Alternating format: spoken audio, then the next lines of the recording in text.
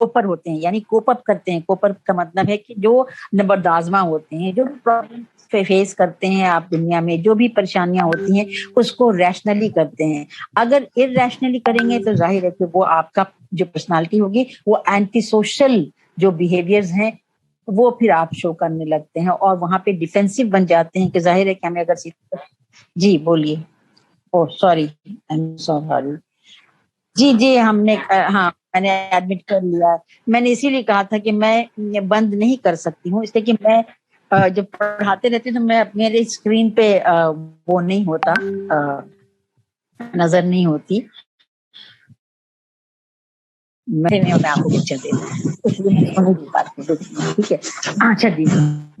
तो self as a rational है, जो हेल्दी एडल्ट होगा वो जो रास्ता चुनेगा अपनी नीड्स को फुलफिल करने के लिए, वो कैसा होगा?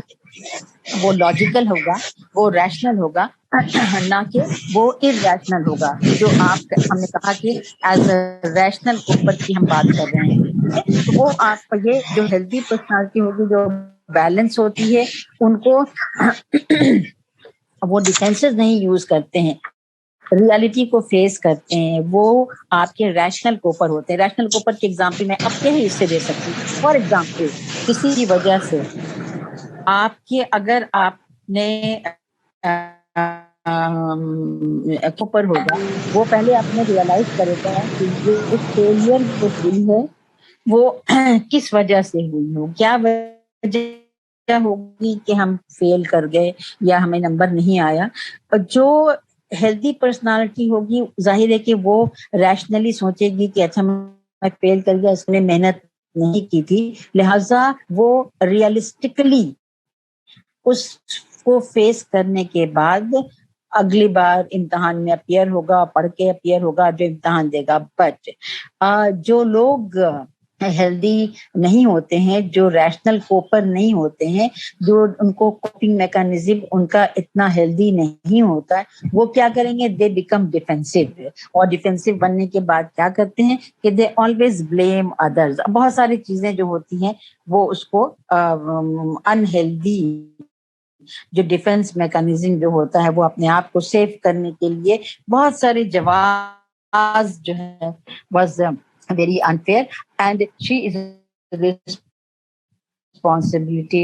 responsible for my failure। या फिर घर वालों को, या फिर जो रिसोर्सेज होने चाहिए थे पास करने के लिए, पढ़ने के लिए, वो हमारे पास मुहैया नहीं थे, इसलिए हमने नहीं किया। लिहाजा वो चीटिंग भी करेंगे और चीटिंग करने के साथ साथ वो रिश्वत देने की भी कोशिश करेंगे, वो टीचर को भी ब्लेम देंगे। ये सारे जो रिस्पॉन्सेज हैं, ये सारे जो बिहेवियर हैं, वो कैसे हैं? वो अनहेल्दी हैं। हमने कहा था कि वो अपने स्टैंडर्ड अपने एक्सपीरियंसेस पे बनाते हैं, जरूर बनाते हैं, लेकिन कहीं कहीं पर हम जो स्टैंडर्ड अपना सेट करते हैं अपने लिए, वो डिपेंड करता है। जब आपने में से किसी ने पूछा था वो जो एक्सपीरियंसेस है, for example if an individual experience that by threatening a teacher one can get good marks, then वो क्या सीखेगा? फिर वो यही करेगा, although it is not rational. Mechanism जो है वो बिल्कुल भी हेल्दी नहीं है। जो हेल्दी होगा वो जो इन्वायरमेंटल डिमांड होगा, जो सोसाइटी के स्टैंडर्ड होंगे, जो उसका अपना कॉन्शियस होगा, जो स्टैंडर्ड अपना बनाया हुआ है उसने, वो होगा। और जो नीड है और जो बिहेवियर वो करना चाहता है, उन सबको को बैलेंस करके, वो साथ ले करके फिर वो उसका बिहेवियर होता है। तो अनहेल्दी और हेल्दी में जो इंडिविजुअल होते हैं, और जो आप नॉर्मल और उनकी बात करते हैं, अब नॉर्मल की बात करते हैं, जो एंटी सोशल होते हैं, वो जाहिर है कि वो सेल्फिश होते हैं। जो सोसाइटी है उसके जो तकाजे होते हैं, उसके जो डिमांड्स होती है, उसके रिक्वायरमेंट्स है, उसको नहीं देखते, वो सिर्फ अपने अपने देखते हैं। और वो फिर जमाने पर ही, और इल्जाम भी वो जमाने को देते हैं कि क्योंकि हमारे साथ उसने नाइंसाफी की थी सोसाइटी ने, लिहाजा हम तो इसी तरह से बिहेव करेंगे। ठीक है, तो ये सेल्फ इमेज की बात है। और सेल्फ कोपिंग मैकेनिज्म जो करते हैं वो डिपेंड करता है आपके कि आपकी, ठीक है, कि आप ब्रिंगिंग कैसे हुई। किसी ने कहा अभी अपने एक्सपीरियंस से, वो मैच्योरिटी की तरफ जैसे जैसे बच्चा जब मूव करता है फॉरवर्ड, तो वो उनमें तमाम चीजें जो है वो ऐड होती जाती हैं। बाज़ औक़ात आप देखते होंगे कि कोई एक बुक किसी की क्यों कहा जाता है कि बायोग्राफीज जो है वो आप पढ़ा करें, लोगों जो बड़े बड़े लोग जो गुजरे हैं, जो नेक लोग गुजरे हैं, जो ऑथर हैं, जो सोशल वर्कर हैं, इवन हमारे मोहम्मद सल्लल्लाहु अलैहि वसल्लम जो प्रॉफिट्स हैं या सहाबियात हैं, जो भी जिनके भी हैं जो मॉडल हैं, तो हमारे पास उन मॉडल को पढ़ने के बाद उनको भी हम कॉपी कर सकते हैं, वो कि वो कोपिंग मैकेनिज्म कैसे करते थे। और आपके सामने तो जाहिर है कि अगर इस्लाम की बात करें तो फिर आपके पास जो है वो जिंदगी का पूरा आपको गुजारने का तरीका जो बताया गया है, उसमें उन्होंने रहबानियत नहीं सिखाया किसी इस्लाम ने, उन्होंने कहा है कि जो सोसाइटी है उसके भी तकाजे होंगे, आपके अपने भी तकाजे होंगे, लेकिन उसको पूरा करने के जो रास्ते हैं वो भी बता दिए गए हैं। तो हर बार डिफेंसिव होना, डिफेंस मैकेनिज्म पे आप याद रखिएगा कि जो कुछ आपको बताया जा रहा है ये भी सुन लें, ताकि आप कहीं और हम इसका इस्तेमाल करेंगे और आपको लगेगा कि इसको क्लियर नहीं है, डिफेंस मैकेनिज्म अभी आप पढ़ाया नहीं गया है टोटली वो क्या होता है, उसका कॉन्सेप्ट जो है उस गाइड में है। Next theory will be psycho analysis और साइकोडायनेमिक, दोनों नाम उसी के हैं। तो इंशाल्लाह मैं अगली बार जो है वो उसी को शुरू करूंगी और ये आज कोशिश कर ट्रेड थ्योरी खत्म कर दूं, इसलिए कि सिगमंड फ्रॉयड के साथ साइको एनालिसिस का नियो जो फ्रॉयडियन है वो भी बहुत सारे हैं, 4-5 हैं, तो अभी 4-5 किताब। अब जो दूसरे आपके जो प्रोप्रियम के जो 8 कैरेक्टरिस्टिक्स हैं, उनमें से एक कैरेक्टरिस्टिक्स ये है कि प्रोप्रिएट स्ट्राइविंग्स, और ये जो है सर्चिंग फॉर एडोलेसेंस की एज जो है वो आपको अंदाजा होगा कि वो एज जो होती है वो उसमें आइडेंटिफिकेशन क्राइसिस होती है, who they are, what is the purpose, and they और जब वो अपने लिए जब पर्पस तलाश करते हैं तो अनअटेनेबल होता है और उसको कोशिश करते हैं कि उसको हम पूरा करें। और ये जो स्ट्राइविंग है, ये यहाँ पे स्ट्राइविंग का याद करें तो उसके अंदर हमने आपको बताया था कि जो सेल्फ एक्चुअलाइजेशन की टेंडेंसी है वो कहता है कि ये इनबॉर्न टेंडेंसी है in each and every individual. बाकी जब आगे बढ़ेंगे आप तो एडलर ने भी यही कहा है, वो कहता है कि हम जिंदा रहते हैं और हमारी जो है वो हम ग्रोथ की तरफ स्ट्राइविंग जो है ये बेसिक अर्ज है हर इंडिविजुअल का कि वो ग्रोथ चाहता है अपने अंदर। तो उसी तरह से ये भी कैरेक्टरिस्टिक्स है पर्सनालिटी की कि अपनी जिंदगी में हम पर्पस देना चाहते हैं, कोई गोल होना चाहिए हमारी जिंदगी में, और जो अपनी लाइफ में मीनिंग की तलाश करते हैं। और वो जितना ज्यादा आप मीनिंग की तलाश करते हैं, जितना ज्यादा आप ग्रो करना चाहते हैं अपने आप को, जब आप फॉरवर्ड देख रहे होते हैं तो के अंदर बहुत अच्छा मैच्योरिटी जो आती रहती है आपके जो मैच्योरिटी का वो है is the our capacity to feel less and less satisfied with our answers to better and better problem. जितना भी आप प्रॉब्लम्स को सॉल्व करते जाते हैं उतना ही ज्यादा आपको लगता है कि हमने कम किया। और ये जो एक फीलिंग होती है कि we know less, we have less, actually this motivates you to gain more and more and to grow more and more. So this is also a type of striving के लिए जरूरी है कि you feel, मैं आपको भी कहती हूँ कि जब आप ये समझ लेते हैं कि आप बहुत ज्यादा जानते हैं, then there will be no urge to learn more. When you feel that you know nothing, I feel that I don't know even ABC of psychology. So इसलिए कि मुझे पता है कि बहुत कुछ जानने को है, वो हमें बड़ा अर्ज होता है कि नहीं और भी जानना चाहिए। लेकिन जहाँ पे सैचुरेशन की का लेवल आ गया, आपने सोचा कि अब इसके अलावा तो और कुछ जानने की जरूरत ही नहीं है, वहां पे आपका जो स्ट्राइविंग है ग्रोथ की तरफ, वो क्या लेसन होने की, लेसन का मतलब है कम आएगी का, जहां तक जब आप एहसास होता रहेगा किसी भी फील्ड में, not only in field of education की हम बात अभी कर रहे हैं, लेकिन आपको लगता है कि ऐसे कम है जहां आप सैचुरेट है कि हाँ भाई बहुत कमा लिया, अब नहीं कमाना, तो आप क्या करेंगे, हाथ पैर छोड़ के आप बैठ जाएंगे और आपके अंदर जो लगन थी एक चीज किसी चीज को हासिल करने की वो खत्म हो जाएगी। तो ये जो स्ट्राइविंग का जो एक ग्रोथ की तरफ जो अर्ज है, वो भी एक कैरेक्टरिस्टिक्स है प्रोपेरियम का, जो ऑलपोर्ट कहता है। ठीक है, ऑलपोर्ट की हम बात कर रहे हैं, बार बार हम ये कहते हैं ऑलपोर्ट की बात कर रहे हैं। इसी चीज को एडलर ने किसी और तरह से कहा, सिगमंड फ्रायड ने किसी और तरह से कहा है, मैस्लो ने भी आपको बताया कि वो कहता है सेल्फ एक्चुअलाइजेशन की जो अर्ज है वो सबके अंदर होती है, कि हम अपने एबिलिटी को, अपनी कैपेसिटी को रिकॉग्नाइज करने की कोशिश करते हैं, और सिर्फ रिकॉग्निशन नहीं है कि हमारे अंदर ये एबिलिटी है, बल्कि उसको इनहांस करने की कोशिश करते हैं, और इस हद तक इनहांस करने की कोशिश करते हैं कि वो उसके मैक्सिमम तक पहुंच जाए। तो हर जो थ्योरिस्ट है, मोर और लेस जो बेसिक जो चीजें हैं वो यही है, सिर्फ उसको आप तक पहुंचाने का, या उसको लिखने का, या उसको रैशनल देने का वो तरीका जो है वो उनका अलग अलग है। ठीक है, अल्टीमेटली सारे वो यही है। बचपन में कुछ लोगों ने स्टेजेस पे बात की है, लेकिन बचपन को हर थ्योरिस्ट ने जो है वो इम्पोर्टेंस दिया है, और पेरेंट्स का या जो सोसाइटी है उसका जो रोल होता है आपकी पर्सनालिटी के डेवलपमेंट में, वो भी तकरीबन तमाम जो साइकोलॉजिस्ट हैं और थ्योरिस्ट हैं पर्सनालिटी, वो सब इस बात को मानते हैं कि पेरेंट का होम एनवायरनमेंट बहुत इंपॉर्टेंट है। टर्मिनोलॉजीज जो है वो अलग अलग यूज किया गया है, हम बाद में बाकी और पढ़ेंगे तो फिर आपको और भी समझ में आ जाएगा। तो अब जो दूसरा जो है वो मेरा ख्याल है कि शायद लास्ट है या सेकंड लास्ट है, द सेल्फ एज नोअर। ये जितने भी आपने प्रोप्रियम पढ़े हैं, तो जो इंडिविजुअल है और जो सेल्फ है, यानी हम हर इंसान जो है वो इन तमाम जितने भी प्रोग्राम आपने पढ़े हैं, from the very beginning, the sense of bodily self और द सेंस ऑफ, वो सब चीजों को जानता है और समझता है। जी जी,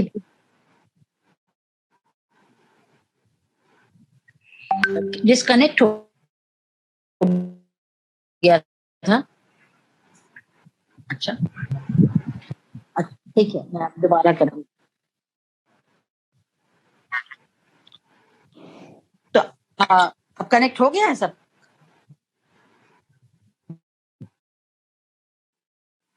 नहीं, अभी तो 2 स्टूडेंट्स हैं माशाल्लाह से, अच्छी बात है। आपके अटेंडेंस देख के तो लगा कि आप बड़े मोटिवेटेड हैं पढ़ने के लिए, अच्छी बात। 1 नंबर इसका दे दूंगी, ठीक है, सही है ना? अटेंडेंस पे दे दूंगी कुछ नंबर। ठीक है, तो अटेंडेंस आप रखिएगा जरा ईमानदारी के साथ, ठीक है। मैं नंबर तो देख रही हूँ, नाम तो सबके नहीं पढ़ सकती, हमारी जो मोबाइल इसके स्क्रीन पे वो नहीं हो रहा है, सबके नाम तो नहीं आ सकते, वो चढ़ा लिखा कर नहीं देख सकती, लेकिन मेरे पास नंबर तो आ रहे हैं, तो मैं मैच कर लूंगी। आप जरूर रखिएगा अपना रिकॉर्ड में जो आपके अटेंडेंस होगी, ठीक है। तो ये तो वन एस्पेक्ट ऑफ जो पर्सनालिटी है कि मैम अटेंडेंस देखूंगी मैम कि कितने अटेंडेंस है, और सब यहाँ पे खोल के कौन कौन कहाँ घूम रहा है ना, ये भी तो होता है ना। ठीक है, तो वो अंदाजा हो जाएगा ना, पेपर देख के अंदाजा हो जाएगा कि कौन कितने कितने लोगों ने अटेंटिवली अटेंड किया, फिजिकली वो प्रेजेंट थे, वो सुन रहे थे, या फिर अपने आप अटेंडेंस लगा के वो इधर उधर हो गए थे। ठीक है, वो भी पता चल जाएगा, पता चल जाता है। मैम मेरा एक सवाल, अच्छा जी, दिस इज ऑल्सो, अच्छा पूछ लीजिए, वो पूछ लीजिए। मैम पेपर में जिस तरह से आपने थ्योरीज पढ़ाई हैं, आप पेपर में बिल्कुल उसी तरीके से थ्योरी देंगे या उनके क्वेश्चन बना के देंगे? क्या बना के देंगे? या सिर्फ ये क्वेश्चन जैसे आप इस तरीके से देंगी कि एक्सप्लेन और ब्रीफली डिस्क्राइब एयरपोर्ट थ्योरी, या आप इसमें से ही कुछ जो टॉपिक्स हैं उसके क्वेश्चन बना के दे देंगी? ना ना ना, मैंने कभी भी कोई एक, सिर्फ आपका होगा डिस्क्रिप्टिव थ्योरी, डिस्क्रिप्टिव, जिसमें आपसे क्वेश्चन पूछेंगे कि प्लान है थ्योरी में क्या कहा है या जो भी कहा है, लेकिन उसके अलावा जितने भी पेपर होंगे, जितने सवालात होंगे, आपका पेपर जो है वो मैं बता देती हूँ कि कितने नंबर का पेपर है आपके? 100 मार्क्स का पेपर है, ठीक है।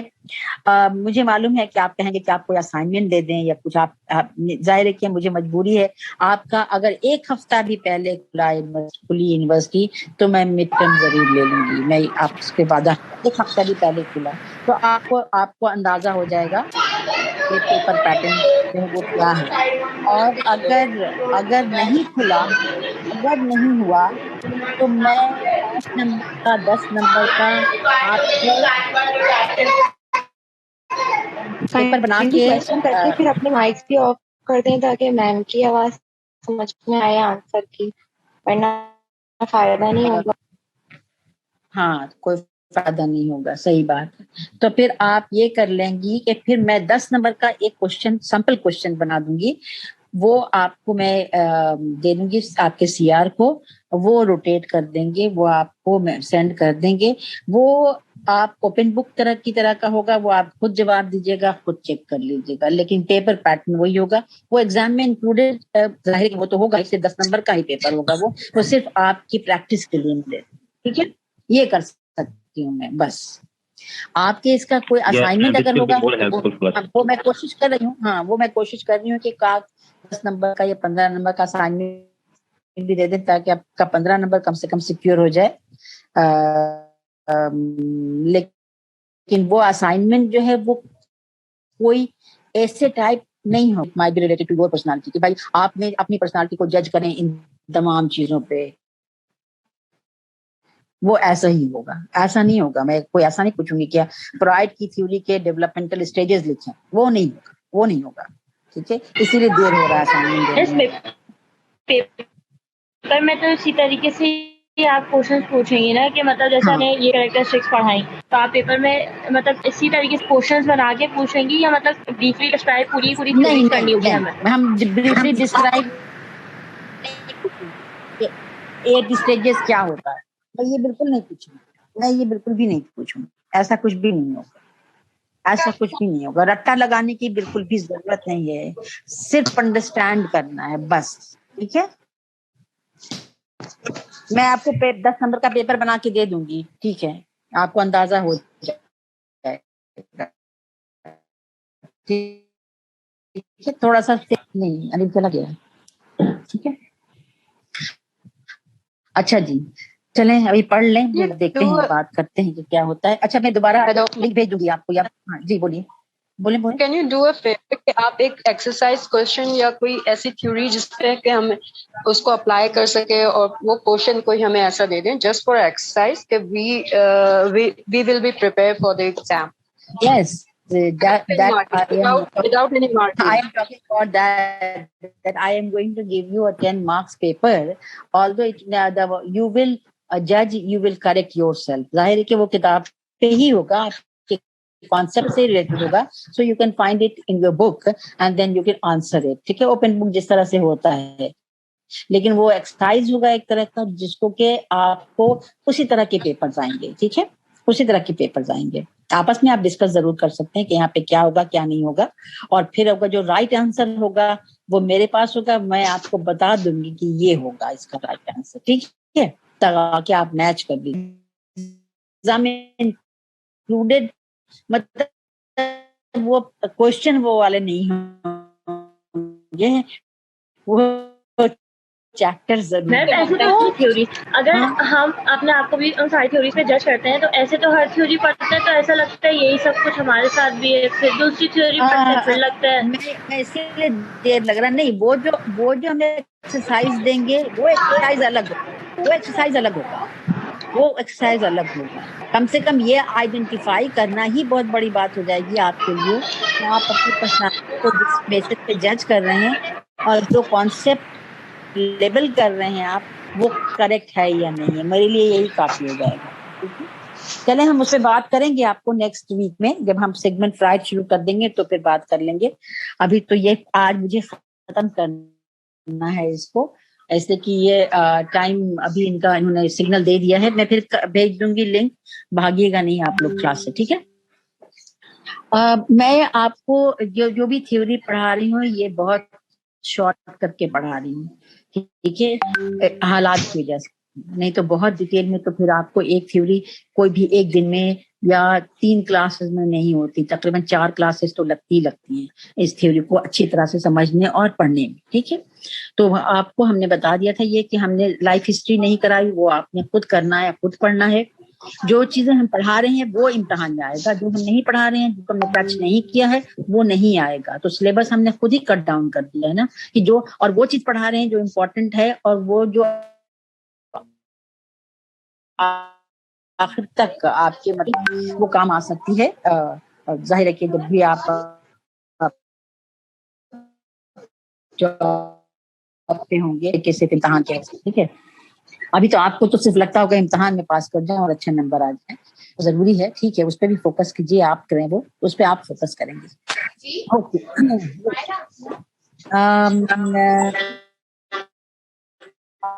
इसकी हम बात कर रहे थे, the self as the knower. So the person self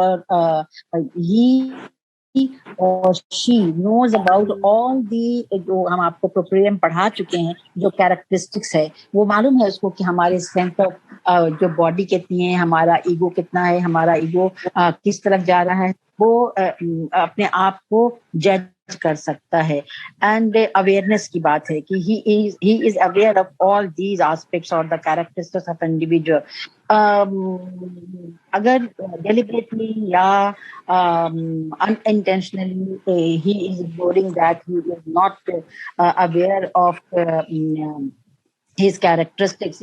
This is the dimension, or this is the belief of Sigmund Freud, जिसमें वो अनकॉन्शियस की बात कर रहा है। और आप अपने तौर पे अगर अपने आप को जज करना चाहेंगे और कोशिश करेंगे तो आपको सब मालूम होता है अपने बारे में। ये और बात है कि कभी डेलिबरेटली और कभी unintentionally we are ignoring you know your conscience also. So the another concept of this is conscience. As I told you that conscience क्या है, ये जो पेरेंटल जो आपके जो ट्रेनिंग होती है, वो स्टैंडर्ड्स होते हैं, जो मोरल सेंस होता है, वो इनेट नहीं होता, आप लर्न करते हैं। आप जो ट्रेनिंग होती है आपकी, जो रिलेशनशिप बिल्ड होती है,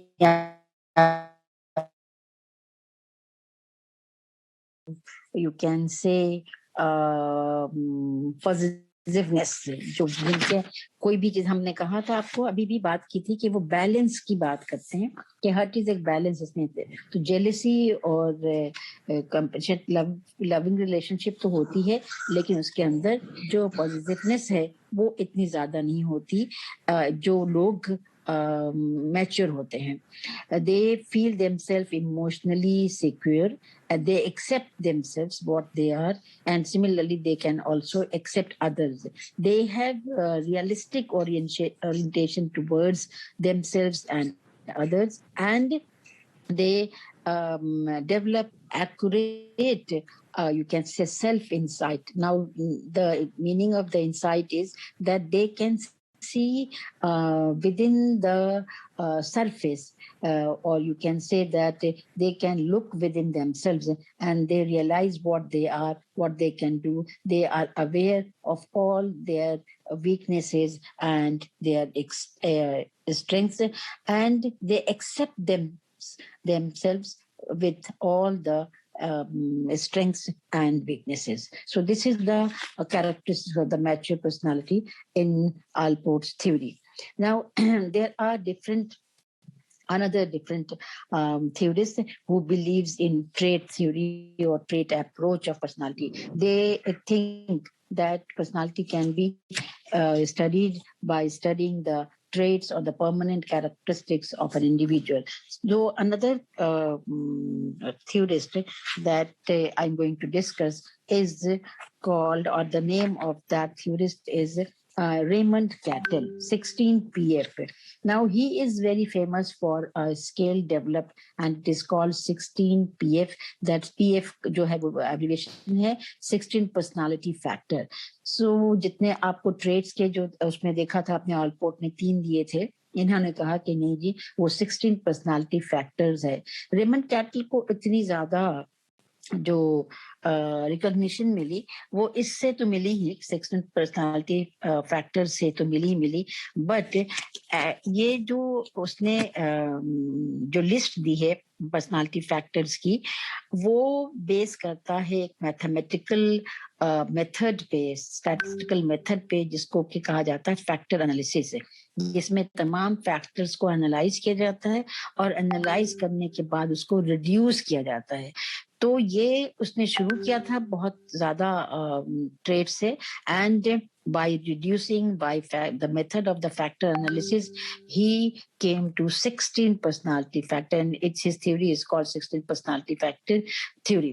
आपके इसमें देखिएगा तो थोड़ा सा कंफ्यूजिंग टर्मिनोलॉजीज जो है उसने यूज किया हुआ है।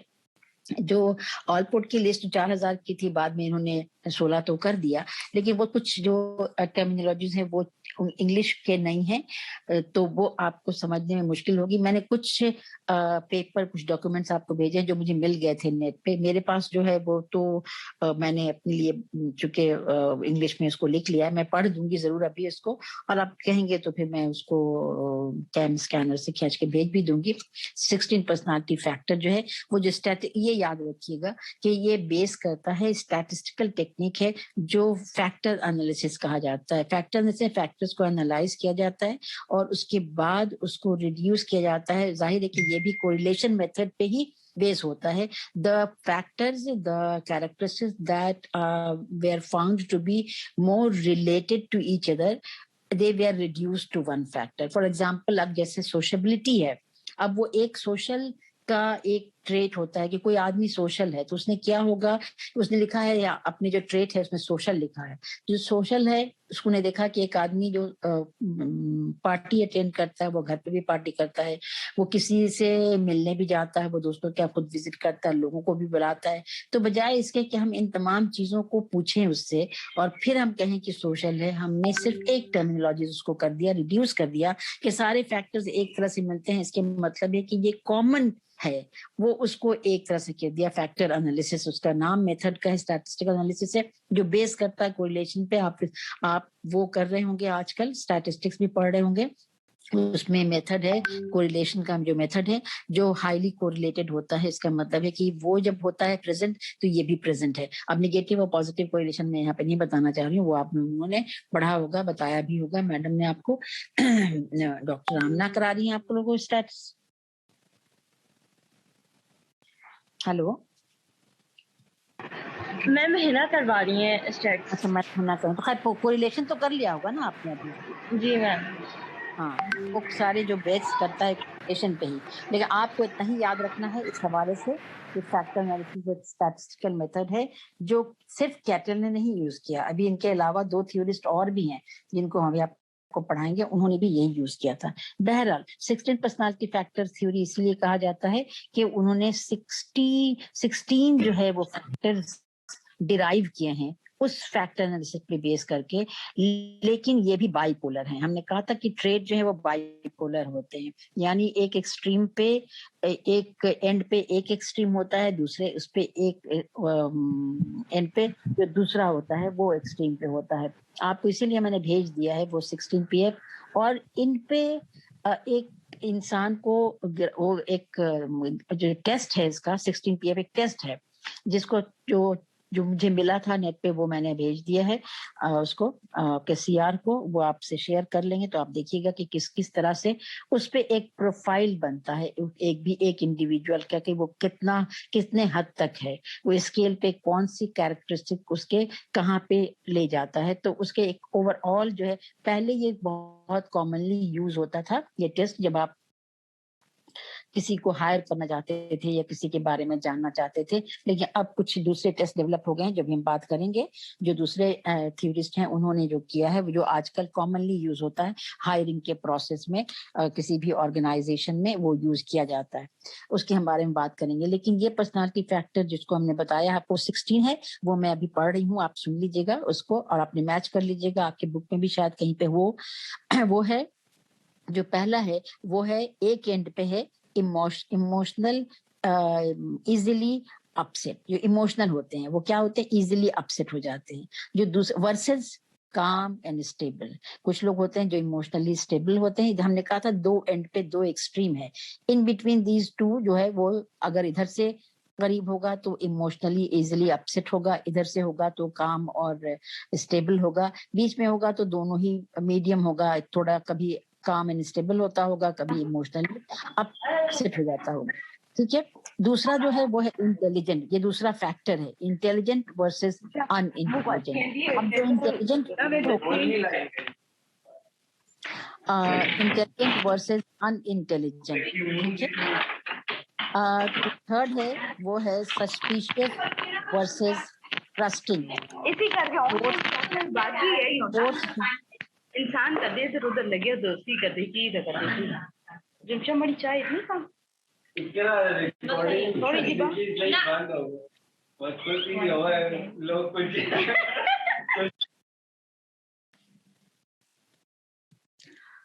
सस्पिशियस वर्सेस ट्रस्टिंग, ठीक है। सस्पिशियस वर्सेस ट्रस्टिंग का ये भी एक फैक्टर है, इसका थर्ड फैक्टर है। जो फोर्थ फैक्टर है वो है रिजर्व्ड अनफ्रेंडली होते हैं लोग। दूसरी तरफ जो है दूसरे एंड पे क्या है, आउटगोइंग और फ्रेंडली।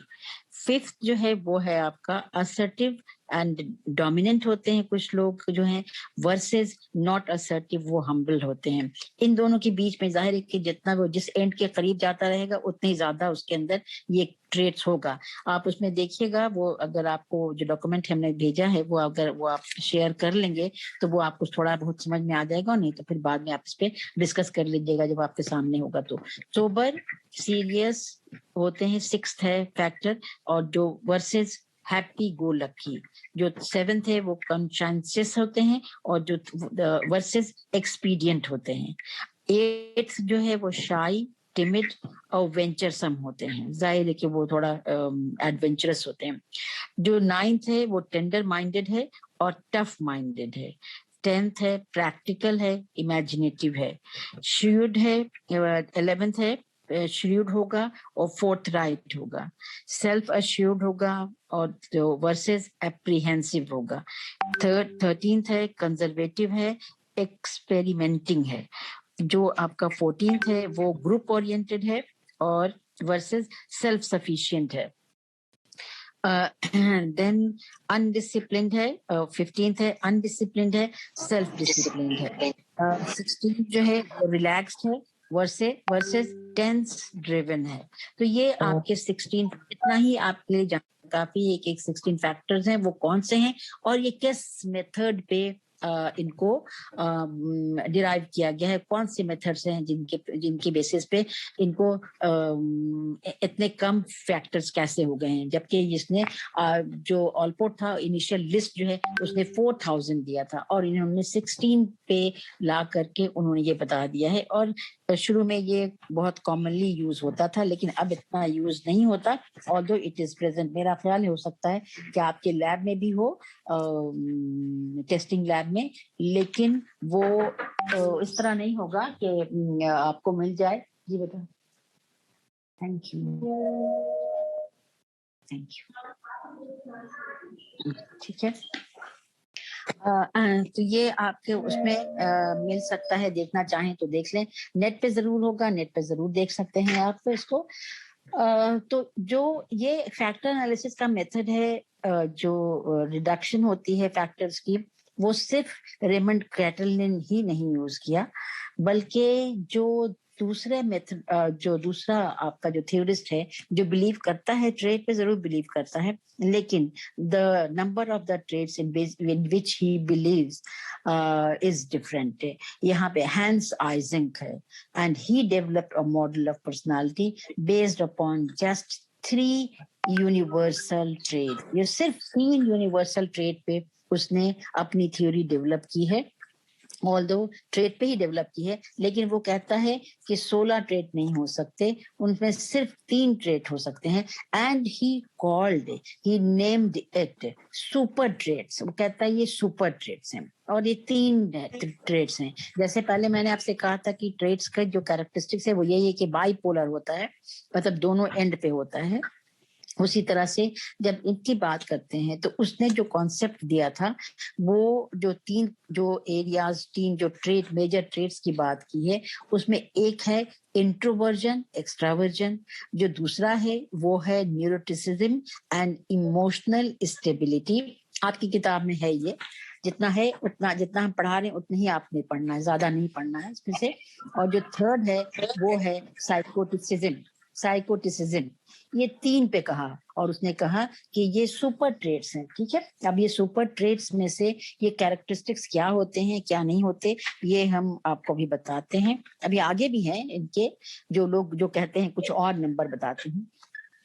हैंस आइजक का जो है मॉडल है वो कहलाता है 3 यूनिवर्सल ट्रेड्स पे बेस करता है and he called it super traits, ये याद रखिएगा। अब जो हमने बताया कि वो 3 कहता है कि वो 3 ट्रेड्स हैं, इंट्रोवर्जन एक्सट्रावर्जन। अब इंट्रोवर्जन एक्सट्रावर्जन का क्या मतलब होता है? जो इंट्रोवर्जन होते हैं actually they involves directing attention on inner experiences. Their focus is on their inner experiences, while extraversion relates to focusing attention outward on another people and the environment. So आप ये याद सकते हैं कि वो inner होते हैं, introversion होते हैं।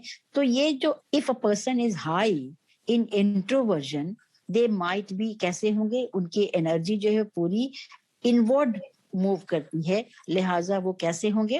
वो होंगे क्वाइट, वो होंगे reserved, while an individual who is focused outward or who relates outward, his attention is towards outward, then those types of person might be sociable and outgoing. So they might be very friendly, they might be outgoing, they might love have love for parties and people or gathering जो आजकल मना है। तो वो कैसे होते हैं? जो एक्स्ट्रावर्जन होते हैं सिंपल तरीके से ऐसे याद करें कि वो सोशेबल होते हैं, ठीक है, आउटगोइंग होते हैं।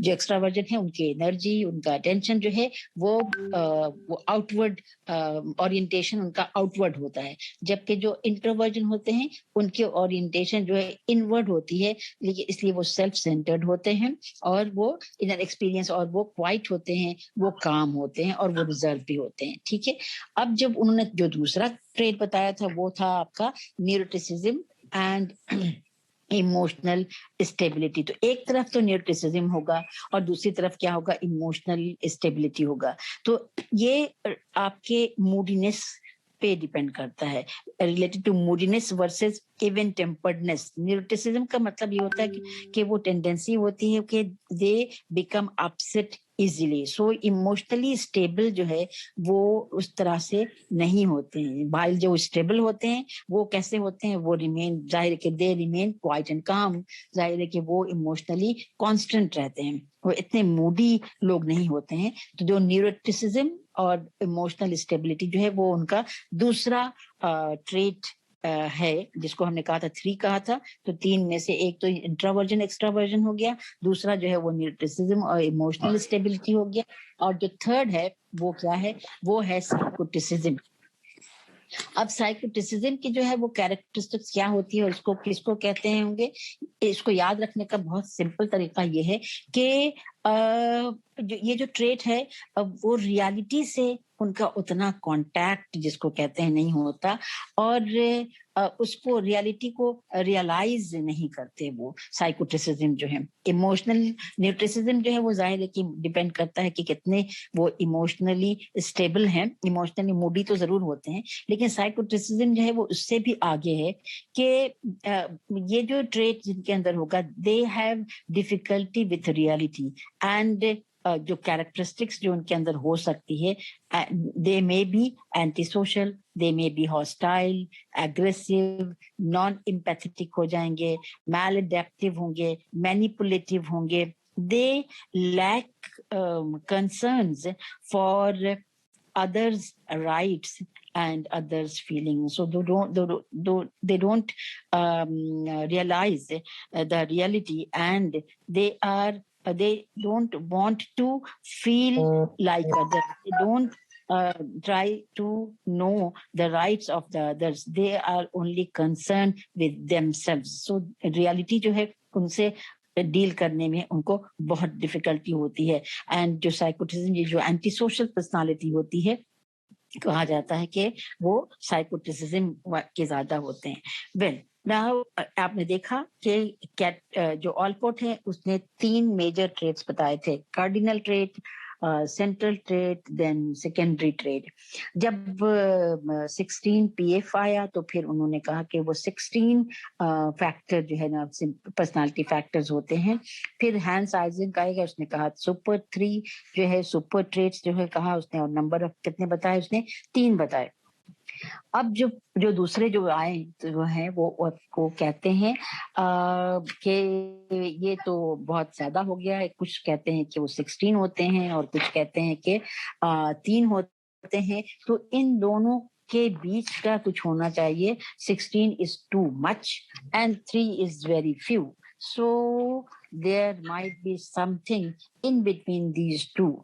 तो अब क्या मसला हुआ कि आइजनक ने तो बहुत ही कम कहा था. तो जो दूसरी थ्योरी है जिसको के बिग 5 थ्योरी जो है वो इमर्ज होके आई है, और आजकल ये बहुत इन है, जिसको कहते हैं ये इन है, अब जैसे फैशन इन होता है उसी तरह से. सो दीज ये इस पे बेस करके अब जो हायरिंग होती है या बहुत सारे जो टेस्ट जहाँ पे पर्सनालिटी टेस्ट की जरूरत होती है तो लोग इसी टेस्ट को यूज करते हैं. वो बिग 5 है. ये बिग 5 थ्योरी जो है, दिस 5 फैक्टर, अब ये कैसे है, यहाँ पे जब हम 3 फैक्टर की बात की थी, 16 फैक्टर तो वहां पे था, फिर 3 हुआ, फिर अब ये बिग 5 थ्योरी आ गया. This 5 factor model of personality represents 5 core traits that interact to form human personality. इनके कहने के मुताबिक ये 5 मेजर फैक्टर्स हैं, ये 5 मेजर ट्रेट्स हैं जो कि पर्सनालिटी को बिल्ड करते हैं. And it was proposed by Lewis Goldberg जो है, उन्होंने ये कहा था. ये पर्सनालिटी जो है वो बिग 5 जो है वो इसका कहते हैं कि पर्सनालिटी फैक्टर तो 5 हैं इसमें. 5 डायमेंशन पर्सनालिटी मॉडल दिया है उसने, इसका नाम इन्होंने 5 डायमेंशन पर्सनालिटी दिया है. And the nickname of this is big 5. तो बिग 5 कहा जाता है. जहाँ पे बिग 5 होगा इसका मतलब ये है कि ये पर्सनालिटी टेस्ट है जो कि 5 फैक्टर पे बेस करता है, 5 डायमेंशन ऑफ पर्सनालिटी पे बेस करता है. अब इसके अंदर वो कौन कौन से हैं, अभी तो 3 के बारे में आपने पढ़ा, जो एक्स्ट्रावर्जन, इंट्रोवर्जन है, इंट्रोवर्जन है. फिर हमने बात की थी इमोशनल न्यूरोटिसिज्म की बात की, फिर हमने साइकोटिसिज्म की बात की. यहाँ पे जो है वो भी मौजूद है यहाँ पे, लेकिन थोड़ा सा चेंज करके, और एडिशनली 2 और हैं जो आपको 5 जो है वो बनाते हैं. तो वो कौन से हैं वो अभी हम देखते हैं कि वो कौन कौन से हैं. एक जो पहला जो है वो है ओपननेस टू एक्सपीरियंस. अब इसके अंदर कौन कौन सी चीजें आएंगी, इमेजिनेटिव वर्सेस जो इमेजिनेटिव और इंडिपेंडेंट है, इंटरेस्टेड इन और वैरायटी है, एंड इसके वर्सेस है. हमने कहा था कि बाइपोलर हर जगह होगा. वर्सेस प्रैक्टिकल है, कंफर्मिंग है, एंड इंटरेस्टेड इन रूटीन है. तो ये कैरेक्टरिस्टिक्स हैं सारे. जो ओपननेस टू एक्सपीरियंस होगा वो एक एंड पे क्या होंगे, लोग इमेजिनेटिव होंगे, इंडिपेंडेंट होंगे, इंटरेस्टेड इन वैरायटी होंगे. वर्सेस ऐसे लोग भी होंगे जो एक एंड पे आएंगे, वो प्रैक्टिकल होंगे, वो कंफर्म करेंगे. जो लोग हैं दुनिया में जिस तरह के जो सोसाइटी कहती है वो कंफर्मिंग होंगे, एंड इंटरेस्टेड इन रूटीन, वो रूटीन लाइफ को पसंद करते हैं. ठीक है, ये तो एक हो गया. दूसरा जो है वो आपका जो फैक्टर है, ये जो उन्होंने कहा है वो क्या है, वो है कॉन्शियसनेस है, जिसमें एक तरफ जो होंगे वो ऑर्गेनाइज्ड, केयरफुल एंड डिसिप्लिन्ड होंगे, और दूसरी तरफ कौन लोग होंगे, जो डिसऑर्गेनाइज्ड होंगे, केयरलेस होंगे और इम्पल्सिव होंगे. जैसे जहां हमने बात की थी एक्स्ट्रावर्जन की और इंट्रोवर्जन की, उसी तरह से थर्ड फैक्टर जो है आपका गोल्डबर्ग का जो है, जो बिग 5 की है कैरेक्टरिस्टिक्स है, जो ट्रेट है जिसमें वो बिलीव करते हैं, कि किसी की पर्सनालिटी को जानना हो तो इन 5 फैक्टर्स पे हम जानने के बाद उसकी पर्सनालिटी के बारे में अच्छी तरह हम जान सकते हैं। एंड देन जिस मकसद से आपने वो टेस्ट किया है, for example if you are applying this test for hiring a person, then you can match it with the requirement of the job and then you can select it. For example अगर आप marketing के लिए जाहिर है कि किसी individual को higher करना चाहते हैं, then a sociable person will be suitable for that. So extraversion जो है इसकी कैरेक्टरिस्टिक्स है, एक तो एंड पे सोशेबल होगा, फन लविंग होगा एंड अफेक्शनेट होगा, वर्सेस रिटायरिंग और रिजर्व होगा। तो जाहिर है कि जो रिटायरिंग और रिजर्व होगा वो कैरेक्टरिस्टिक्स इसकी होगी, जिसको के आपके हैंस आइजैक ने कहा था कि वो इंट्रोवर्टेड होगा। इसमें उन्होंने ये टर्म यूज नहीं किया है, एक्स्ट्रावर्जन एक फैक्टर दिया है, उसके अंदर 2 पोल जो हैं वो उसके अंदर 2 एंड जो हैं उन्होंने बता दिया कि एक तरफ सोशेबल होगा जो एक्स्ट्रावर्जन, यानी कि जैसे जैसे वो एक्स्ट्रावर्जन में कम होता जाएगा वैसे वैसे वो रिटायरिंग और रिजर्व होता जाएगा। इसका मतलब है कि वो इंट्रोवर्ट हो गया है। एग्रीएबलनेस है, अब जो ये है 4th फैक्टर इसका, जो अभी कह रहे थे मैं 3rd फैक्टर थी, एग्रीएबलनेस है। वो सॉफ्ट हार्टेड होंगे एक तरफ, तो ट्रस्टिंग होंगे एंड हेल्पफुल होगा, वर्सेस अब दूसरे को एंड पे कौन लोग होंगे, वो रूथलेस होंगे, सस्पिशियस होंगे एंड अनकोऑपरेटिव होंगे। सो इसका मतलब है कि वो एग्रीएबलनेस उसके अंदर कम होती जाती है और ये कैरेक्टरिस्टिक्स उनके अंदर डेवलप होती है। न्यूरोटिसिज्म, अगेन न्यूरोटिसिज्म आप पहले भी हम कर चुके हैं। न्यूरोटिसिज्म का मतलब है कि वो क्या है, वो एक तरफ तो वो काम और सिक्योर और सेल्फ सेटिस्फाइड होंगे, यानी कि इमोशनली स्टेबल होंगे। जो दूसरी तरफ होंगे वो कैसे होंगे, वो एंग्शियस होंगे, इनसिक्योर होंगे एंड सेल्फ पिटिंग होंगे। वो चाहेंगे कि दूसरे हमसे हर वक्त हमदर्दी करते रहें। तो यहाँ पे आपने अभी तक जो है वो कितनी थ्योरीज पढ़ी है, आपने गॉर्डन ऑलपोर्ट की थ्योरी, उनके ट्रेट्स पढ़े, आपने पढ़े फिर उसके 16 PF पढ़ा आपने जो कि किसका है, रेमंड कैटल का है। फिर आपने पढ़ा हैंस आइजैक का, और फिर बिग 5 जो है वो है आपके गोल्डबर्ग, लिविस गोल्डबर्ग का। ये सारे के सारे ट्रेट्स अप्रोच हैं ना। वो ट्रेट्स ऑफ अप्रोच का वैसे तो अगर देखा जाए तो बड़ा एक वो है कि simply you can know about the individual personality by just applying, by just assessing, by just measuring the trait of an individual. You can know the personality of an individual, but it also has some of the जो criticism तो हर theory की होगी तो वो जरूर है। You can describe the individual in terms of personality traits कि वो sociable है, वो friendly है, वो reserve है, वो cunning है, वो clever है, whatever he is, वो तो दे सकते हैं आप, but you cannot find out the underlying causes of personality. वो जो traits हैं वो traits आए कैसे हैं वो नहीं कर सकते हैं। So it is, although it simplified the classification of people's behavior in terms of trait, but ये जो है वो इग्नोर कर दिया कि वो ट्रेट्स डेवलप कैसे होते हैं, वो आते कहाँ से, उसकी कहीं पे भी कोई जस्टिफिकेशन, कोई रीजनिंग उसने नहीं दी है। तो ये एक बहुत बड़ी क्रिटिसिज्म है कि वो ओवर सिंप्लीफाइड कर दिया कि हमने ट्रेड के बारे में, ट्रेड कैसे आए हैं इसके बारे में कोई बात नहीं की है। और साथ साथ जब हम ट्रेड की बात करते हैं तो वो उसने अंडर एस्टिमेट कर दिया the effect of situation on people's behaviour. वो कहता है कि ये ट्रेड्स होते हैं और लोग जो है, हमने जब डेफिनेशन दिया था ट्रेड का तो हमने कहा था कि वो कंसिस्टेंट कैरेक्टरिस्टिक्स होती है। और तो कंसिस्टेंट कैरेक्टरिस्टिक्स अगर होती है तो इसका मतलब है कि हर सिचुएशन में वो उसी तरह से बिहेव करेगा, लेकिन ऐसा नहीं है। जो ट्रेड्स हैं वो डायनेमिक भी है। कोई अगर शाई है तो इसका मतलब ये नहीं है कि वो जिस भी सिचुएशन में जाएगा उसमें शाई होगा। फॉर एग्जाम्पल अगर वो इंटरव्यू में भी जाएगा तो वो उसी तरह से शाई होगा, ऐसा नहीं है। तो कभी कभी सिचुएशन हमें मजबूर भी कर देती है कुछ काम करने के लिए, कुछ ट्रेड्स को एक्सप्रेस करने के लिए। तो उसने सिचुएशन का रोल को बिल्कुल ही नलीफाई कर दिया कि सिचुएशन का कोई जो है ऐसा कोई खास रोल जो है वो नहीं होता है, जो उसकी क्रिटिसिज्म है। And the another criticism is that it is poor predictors of behaviour. कोई बिहेवियर जो है वो बहुत ही पुअर है, क्या मतलब है कि सिर्फ ट्रेड के बेसिस पे हम कोई बिहेवियर शो करते हैं, या कुछ दूसरे फैक्टर्स भी ऐसे हैं जिनके बेसिस पे हम अपने जो ट्रेड्स है, भाई हमारी मर्जी है सेल्फ की क्या जो ऑटोनॉमी है हमारी कि हम अपने ट्रेड्स को जाहिर करें या ना करें। बाज लोग जानबूझ के भी अपने ट्रेड्स को एक्सप्रेस नहीं करते हैं। इसके बारे में कोई जो एक्सप्लेनेशन जो है वो ट्रेड, कोई भी ट्रेड थ्योरी जो है इसके अंदर जितने आपने पढ़े हैं उन्होंने नहीं दिया है। ठीक है, ये ट्रेड थ्योरी तो आज हो गई है खत्म। नेक्स्ट क्लास में हम इंशाल्लाह शुरू करेंगे सिगमंड फ्राइड। अब हम इंतजार नहीं कर सकते, अगर हो गई तो हो गई, खुल गया तो जब जहां तक होगा यहाँ पे हम फिर रिवाइज करा देंगे।